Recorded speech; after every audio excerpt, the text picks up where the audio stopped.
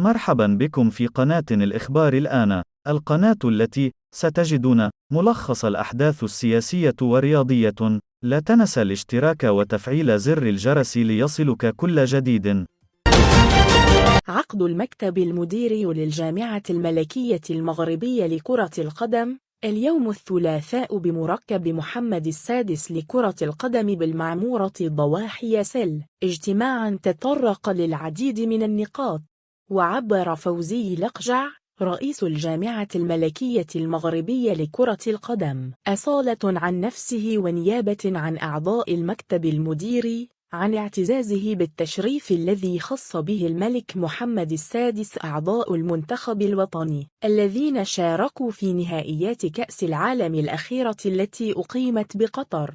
وذكر لقجع بقرار المكتب المديري في اجتماعاته الأخيرة بمشاركة المنتخب لأقل من 23 سنة في منافسات بطولة إفريقيا للاعبين المحليين التي ستستضيفها الجزائر ما بين 13 من يناير والرابع من فبراير 2023، حيث تمت الإشارة إلى مراسلة الجامعة الملكية المغربي لكرة القدم للكونفدرالية الإفريقية للعبة ذاتها بخصوص احترام بنود دفتر التحملات لاستضافة البطولات الإفريقية، خاصة فيما يخص تسهيل ظروف المنتخبات المشاركة.